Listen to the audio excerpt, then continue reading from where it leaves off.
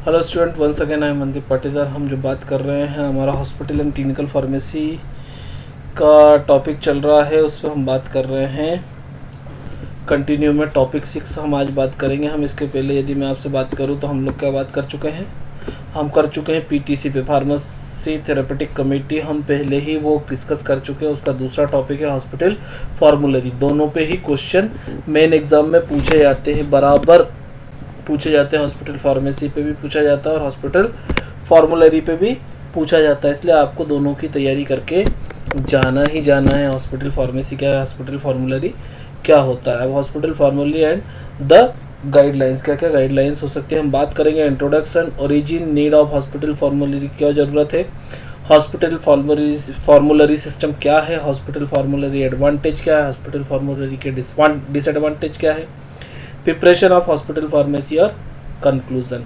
B form 7 semester में भी ये पूछा जाता है, साथ ही साथ डी फार्मा में भी इस पे हॉस्पिटल फार्मेसी पे क्वेश्चन पूछा जाता है। The hospital pharmacy is a list of pharmaceutical preparation including important information which reflects the current clinical view of the medical staff. क्या है the hospital फार्मूलरी is a list of pharmaceutical preparation. ये एक pharmaceutical preparation की list है। उसके लिए उसमें क्या होगा, इंक्लूडिंग इम्पोर्टेंट इंफॉर्मेशन, उस पर इम्पोर्टेंट इंफॉर्मेशन उसकी रहेगी।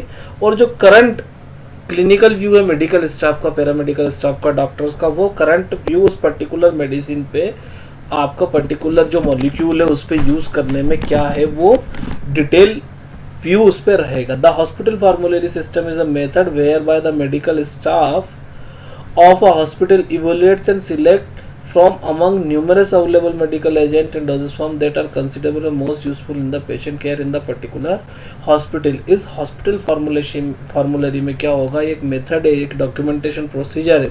इसमें क्या करते हैं कि जो हॉस्पिटल का स्टाफ है, डॉक्टर, फार्मासिस्ट, ये सब लोग मिलके, जो पीटीसी हम बात करेंगे वो भी हम आगे देखेंगे, वो सब मिलके एक ड्रग निकालते हैं। कुछ ड्रग बहुत सारी है, कौन सा मॉलिक्यूल है, कहाँ यूज़ करेंगे, ऐसा मॉलिक्यूल निकालेंगे कि जो ज़्यादा से ज़्यादा पेशेंट केयर हो, साइड इफेक्ट कम हो। Selection is made on the basis of toxicity, onward reaction, quality, efficacy and bio equivalence. मतलब क्या हुआ, इसमें वो ड्रग रखी जाएगी पर्टिकुलर कि जिसकी टॉक्सिसिटी कम हो, अनटूवर्ड रिएक्शन कम हो, किसी के पास एनाफाइलेक्टिक रिएक्शन के कम चांसेस हो, क्वालिटी उसकी बढ़िया हो, उसकी इफिशियंसी अच्छी हो और बायो इक्विवेलेंस उसका अच्छा हो। The hospital formulary system assist in procuring, prescribing, dispensing and administration are drug under the non proprietary और proprietary brand name in instances where drug have both names. अब क्या होगा, इसमें प्रॉब्लम क्या होती है, यहाँ पर जो बात करेंगे कि हम हॉस्पिटल फार्मूलरी क्या है,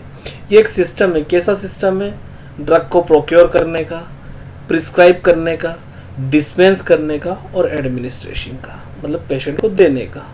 किस में, नॉन प्रॉपर्टी, जैसे नॉन प्रॉपर्टी नाम जो रहते हैं वो, या फिर ब्रांड नेम।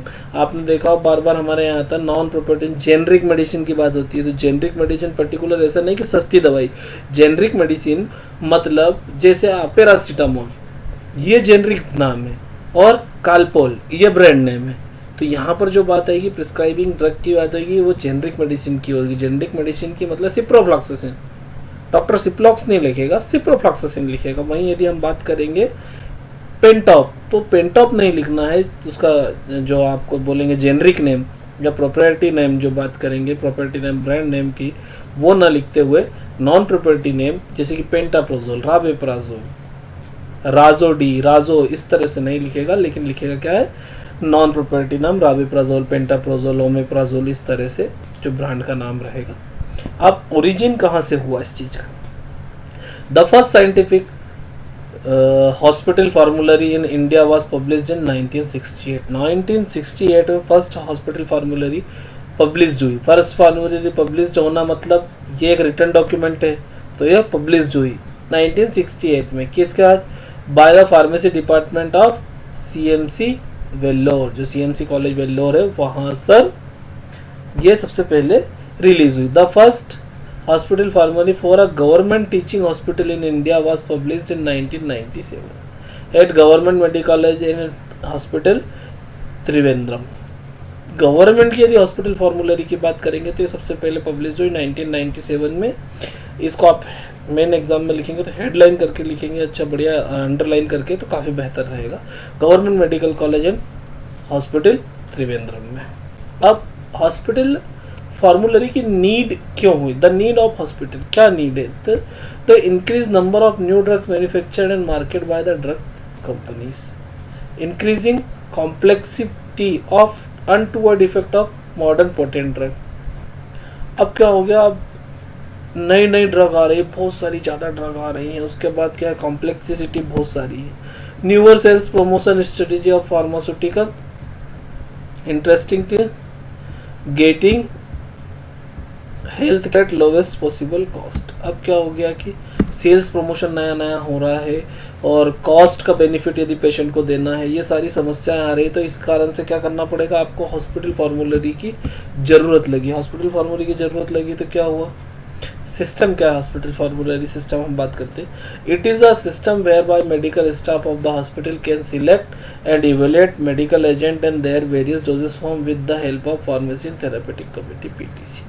अब क्या होगा, ये एक सिस्टम है हॉस्पिटल फार्मूलरी सिस्टम। क्या इस सिस्टम में क्या करेगा, मेडिकल जो स्टाफ है, डॉक्टर, पैरामेडिकल स्टाफ, फार्मासिस्ट मिलकर क्या करेंगे, एक पर्टिकुलर ड्रग एजेंट का अलग अलग डोजेस फॉर्म में उसका इफेक्ट देखेंगे, और किसके अंडर में, किसके गाइडेंस में, फार्मेसी थेरेपेटिक कमेटी के गाइडेंस में। It provides them the required information of procuring, prescribing, dispensing and administration of drug under the brand और जेनरिक नेम। ब्रांड और जेनरिक के नेम के अकॉर्डिंग टू द क्या रखेगा, ये प्रोक्योरिंग, प्रिस्क्राइबिंग, डिस्पेंसिंग और एडमिनिस्ट्रेशन की बात यहाँ पर करती है। एडवांटेज की बात क्या होगी, क्या हॉस्पिटल फॉर्मूलरी का एडवांटेज है? It provides the practitioner with approved and efficacious medicine to treat disease. अब आपने, जब आपके पास पीटीसी है, उसने इसको सिलेक्ट करा, आपके पास अच्छे डॉक्टर्स, पैरामेडिकल स्टाफ्स और फार्मासिस्ट से बात करके आपने कोई सी ड्रग मॉलिक्यूल को सिलेक्ट करा, मतलब क्या हुआ, इफिकेशियस ड्रग आप यूज कर रहे हो। Hospital formulary reduce the inventory cost of the drug. It regulate the number of medicine by improving the procurement and inventory management. Hospital फार्मूलरी का मुख्य काम क्या होता है, जो हमने पहले भी बात करा, इन्वेंट्री कंट्रोल फार्मासिस्ट कैसे करता है। जैसे मानने के लिए आपके पास राबेप्राजोल है, अब यहाँ पर डॉक्टर को बोल दिया कि आप राबेप्राजोल लिखो, मतलब उसका नॉन प्रोप्राइटरी नेम लिखो, मतलब उसका जेनरिक नेम लिखो। अब ब्रांड नहीं लिखा तो उसको जो फार्मासिस्ट का जो स्टॉक है वो देगा। इसका मतलब क्या हुआ, इसके कारण से आपने इन्वेंट्री ज़्यादा नहीं रखी। नहीं तो क्या हुआ, एक डॉक्टर आपके यहाँ राजो लिख रहा है, एक लिख रहा है रेबलेट, एक लिख रहा है रेबी में। ब्रांड कितने हो गए, 3। अब 3 की सेलिंग के हिसाब से आपको 6 बॉक्स रखना पड़ेगा। और सपोज करो कि महीने में हाँ आपके पास 2 या 3 बॉक्स बिकते हैं, पर आपको रखना पड़ रहा है 6। उसकी बजाय यदि आपके पास केवल राबेप्राजोल लिखा हुआ आएगा तो वो कोई सा भी ब्रांड आप 3 डब्बे रख लो, 2 डब्बे बिकते हैं, 1 बॉक्स आपके पास इन्वेंट्री कम हो जाएगी। It improves the quality assurance and easier dispensing. अब जैसे ही कोई राबेप्राजोल लिख के देगा तो बार बार अलग अलग सेल्स में अलग अलग आपको जाना नहीं पड़ेगा। आपके पास जो राबेप्राजोल के 4 या 10 या 15 तरह के ब्रांड है, मार्केट में बहुत सारी कंपनियां हैं, तो आपको अलग अलग ब्रांड रखने की ज़रूरत नहीं है। तो आपको क्या रहेगा, डिस्पेंसिंग करना ईजी रहेगा। It gives stress on medicine information and focus on the patient education effort. ये क्या करता है, पेशेंट की एजुकेशन पे ज़्यादा एफर्ट लगाता है। It removes the irrational combination of drug and also improve adverse drug reaction management. अब क्या होता है, ये इर्रेशनल कॉम्बिनेशन है, बहुत किसी फार्मा कंपनी ने बना लिया, उसको जो यहाँ पर नहीं जम रहा है तो उसको हटा देते हैं, और क्या है, एडवर्स ड्रग रिएक्शन भी इससे मैनेज हो जाती है। डिसएडवांटेज क्या है, the hospital formulary system deprives the physician of the right and progressive to prescribing and obtaining the brand of his choice। इसमें प्रॉब्लम यही आती है, जैसे आप बोलते हो कि सरकारी अस्पताल में डॉक्टर कोई ब्रांड नेम नहीं लिखेगा, वो प्रॉपर्टी ड्रग का नाम लिखेगा, तो डॉक्टर कोई सा पर्टिकुलर ब्रांड लिखना चाहता है तो वो लिख नहीं पाएगा। द सिस्टम में sometimes permit the pharmacist to act as a sole जज to which the brand of the drug to be purchased and dispense. अब प्रॉब्लम क्या हो गई यहाँ पर, ये एक डिसएडवांटेज है कि डॉक्टर जो ब्रांड लिखना चाहता है वो नहीं लिख पा रहा, उसको लिखना पड़ेगा राबेप्राजोल। फिर राबेप्राजोल लिखा तो फार्मासिस्ट चाहे जो ब्रांड दे सकता है, पहली चीज। इसमें क्या हो गया, अब सोल जज कौन हो गया। कभी कभी क्या होता है, कुछ सब तरह के लोग रहते हैं, हम लोग जानते हैं कि कुछ कमीशन वाले भी रहते हैं, तो कोई फार्मासिस्ट कमीशन की बात इस तरह से करना नहीं चाहिए। ऐसा हर कोई नहीं होता, मैं हर किसी फार्मासिस्ट पे ब्लेम नहीं कर रहा हूँ, पर यदि सपोज करो कोई व्यक्ति ऐसा हुआ जिसको थोड़ा अपना फ़ायदा दिखा, ये एक संभावना है, तो वो जज हो गया, वो डिसाइड करेगा कि कौन सा ब्रांड में रखूँ और कौन सा ब्रांड में डिस्पेंस करूँ।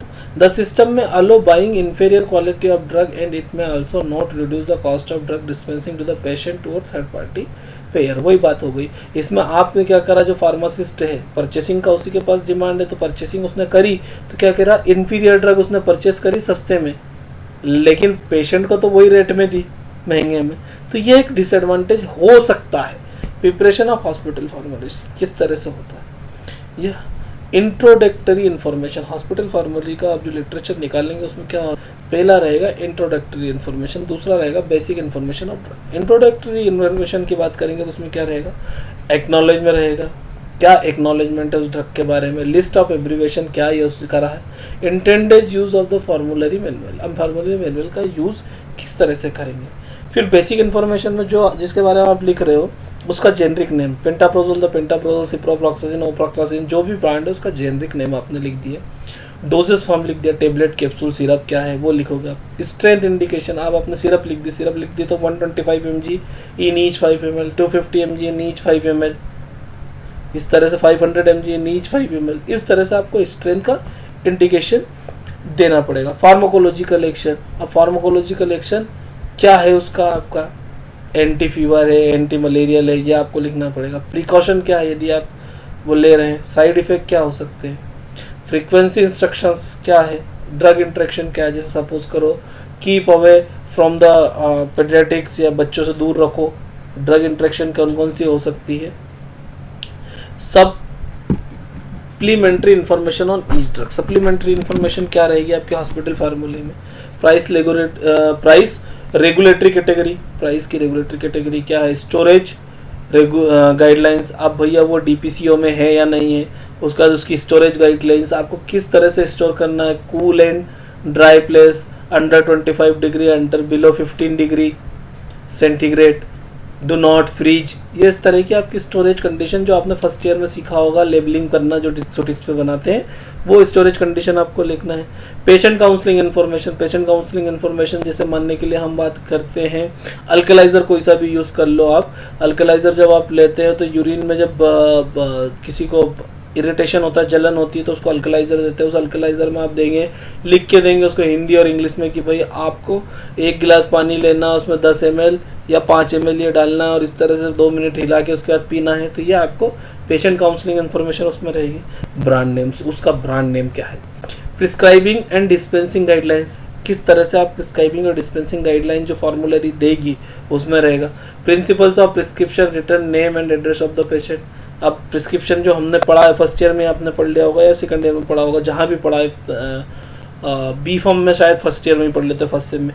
तो प्रिस्क्रिप्शन में आप क्या क्या है, नेम, एड्रेस, उसके बाद एज, सेक्स, फिर फार्मूलर टर्मिनोलॉजी, स्ट्रेंथ कौन सी प्रिस्क्राइब करी, कौन सी मेडिकेशन प्रिस्क्राइब करी, करेक्ट डिस्पेंसिंग गाइडलाइन रहेगी, prevention and reporting of ADRS, ठीक, एडवर्स ड्रग रिएक्शन क्या होगी उसकी रिपोर्टिंग रहेगी, कब करना है, यदि कुछ रिएक्शन आती है तो कहाँ पर फ़ोन करना है, कभी कभी कुछ में रहता है टोल फ्री नंबर रहता है, या आपको ऐसी एडवर्स रिएक्शन होगी तो आपको क्या करना है, ये सारी चीज़ें उस हॉस्पिटल फार्मूलरी में रहेगी। जनरल ड्रग यूज एडवाइस क्या रहेगी, use of IV additives, prescribing special situation of poisoning and antidotes, क्या पॉइजन यदि कोई स्पेशल पॉइजनिंग हो गई तो एंटीडोट्स क्या यूज़ कर सकते हो, ये आपको स्पेशल फार्मूलेशन आपको जो बताना पड़ेगा। अदर कंपोनेंट की बात कर लेते हैं तो formulas of various diagnostic strain, diagnostic aids क्या हो गया, टेबलेट और common lab value, posological tablet क्या है, index of the drug in the formulary matrix unit index, ये जेनरिक नेम क्या है। The format, pharmacist decide the format before commencing work on the printing and publishing in the hospital formulary. अब ये hospital फार्मूलरी जब बनने जाएगी उसके पहले एक बार फार्मासिस्ट देख लेगा, he she has to collect formularies of some leading hospital as well as their format. अब भाई अलग अलग हॉस्पिटल्स की फार्मूलरी देख लेगा और उसको देख लेगा। Copies of finally publish formulary में भी send to the bodies like director general of health service, government of India, PCIT। अब जब आपने ये फार्मूलरी बना रही तो आप क्या होगा, DGOC वहाँ पे भेज देंगे अपने जो डायरेक्टर है हमारे यहाँ का हेल्थ गवर्नर का, गवर्नमेंट ऑफ इंडिया का, ठीक है, जनरल ऑफ हेल्थ सर्विस, ठीक है, उस PCI को हम भेज देंगे कि हमने ये बनाया है. Size, it is sufficiently small in size so that the could be easily carried by clinician, nurse, etc. it in pocket on their uniform और लैब कोट्स. अब लैब कोट्स और इसमें रखा रहना चाहिए, और क्योंकि गाइडलाइन है, ये गाइडलाइन है तो आपको बार बार पढ़ना है, स्टार्टिंग में याद नहीं होगी, एक बार तो आपको भी कुछ डिस्पेंसिंग करना है तो देख लेंगे आप उसमें. द हॉस्पिटल में भी determine their own size of the formulary. Hospital अपने हिसाब से फॉर्मूलरी बना सकता है. साइज, टाइप ऑफ फॉर्मेट क्या रहेगा, loose leaf of bonded printed और mimeographed, indexing and assessing categories. आप कोई से भी पेपर पे, इस तरह के पेपर पे आप इसको निकाल सकते हैं. अब बात करते हैं हम गाइडलाइन की. गाइडलाइन क्या रहेगी, the governing body of hospital should appoint a pharmacy and therapeutic committee composed of physician and pharmacist which will be prepare the hospital formulary. अब इसको समझने के लिए आपको पहले देखना पड़ेगा कि हॉस्पिटल फार्मेसी थेरेपेटिक कमेटी क्या होती है. ये हम पहले लेक्चर बना चुके हैं, एक वीडियो, उसमें आप देख सकते हैं. तो क्या होगा, जो गवर्निंग बॉडी है हॉस्पिटल की, वो एक PTC का गठन करेगी. वो PTC क्या करेगी, the PTC shall sponsor and outline the purpose, organisation, function and scope of the hospital formulary system. अब इसको फॉर्मुलेट कौन करेगा, PTC. It should adopt the principle as per the need of particular hospital. जो particular hospital है उसके हिसाब से principle रहेंगे. PTC develop policies and procedure. जो फार्मेसी थेरेपेटिक कमेटी होती है वो पॉलिसीज और प्रोसीजर बनाएगी. Medical staff adopt this subject to administrative approval. अब क्या होगा, जो आपका मेडिकल स्टाफ जो है इसको अडॉप्ट करेगा. The policy can procedure shall afford guidance in the appraisal, selection, procurement, storage, distribution, use, safety, procedure and other matter related to the drug in hospital and shall be published in the hospital formulary और other media available in the member of medical team. जो member medical team है उसको, जैसे WhatsApp group है आपके particular hospital का, तो उसमें डाल दिया. फिर प्रिंटिंग मीडिया में आपने दे दिया. आपके हॉस्पिटल में जगह जगह SOPs जैसी लगाते हैं वहाँ पर ये लग जाएगी. Prescribers should be strongly encouraged to prescribe drug by their non proprietary names. आप इनकरेज करेंगे कि भाई आप नॉन प्रोप्राइटरी नेम के हिसाब से लिखिए, ब्रांड नेम मत लिखिए. Generic equivalence and therapeutic equivalence. Generic equivalence, therapeutic equivalence की बात करेंगे. Pharmacist is responsible for selecting for available generic equivalent. जब उस तरह जो जेनरिक इक्विवेलेंट रहेगा आपको देखना पड़ेगा. फार्मासिस्ट ने उसने जेनरिक नेम लिख दिया तो आपको वो ड्रग देना है. That the prescriber has the option it specify the brand of the particular prescription. कुछ स्पेसिफिक कंडीशन में वो ब्रांड लिख सकता है. PTC is responsible for determining those drug product and entities. फिर PTC का रोल आ जाता है, वो देखेगा कि भाई ये ड्रग क्या है. Medical and nursing staff are informed about the change in the HF system. Hospital formulary system में यदि कुछ भी चेंज हुआ तो मेडिकल और नर्सिंग स्टाफ को आपको बताना पड़ेगा. Labelling of medicine with non proprietary name followed by decided format.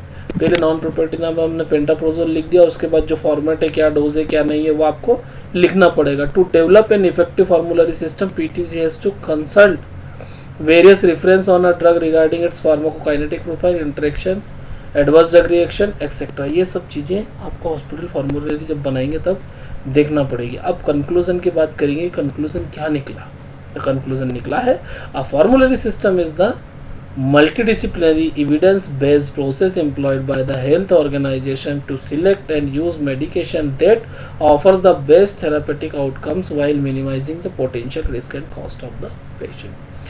ये हॉस्पिटल फॉर्मूलरी सिस्टम क्या है, मल्टीडिसिप्लिनरी सिस्टम है. किस पे बेस्ड है, एविडेंस बेस्ड प्रोसेस है.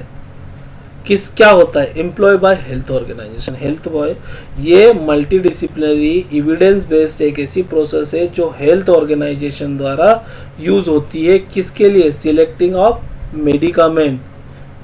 किस कारण से, so use of best therapeutic outcomes उसका आ सके और कम से कम while minimize the potential risk cost. जो रिस्क फैक्टर है उसको कम किया जाए. ये हमने इतने सारे रेफरेंस लिए थे. Indian radian, how to will be benefit from it, और सबसे ज़्यादा फराजुल होडा एम.फॉर्म में जामिया होल्डर से, तो इनके भी मैंने देखा है. Thank you. इसी के साथ टॉपिक 6 हमारा कंप्लीट हो चुका है. हॉस्पिटल फार्मूलरी ये हो गई। इसके पहले मैं hospital pharmacy and therapeutic committee पे वीडियो बना चुका हूँ। ये दोनों आप पढ़िए और इन पर क्वेश्चन पूछा जाता है। इसके अलावा भी यदि किसी पर्टिकुलर टॉपिक पे आपको वीडियो बनवाना है तो आप मुझे कमेंट बॉक्स में लिख सकते हैं। मेरे पास कोशिश करूँगा मैं कि मैं आपकी कुछ मदद कर सकूँ। Thank you very much.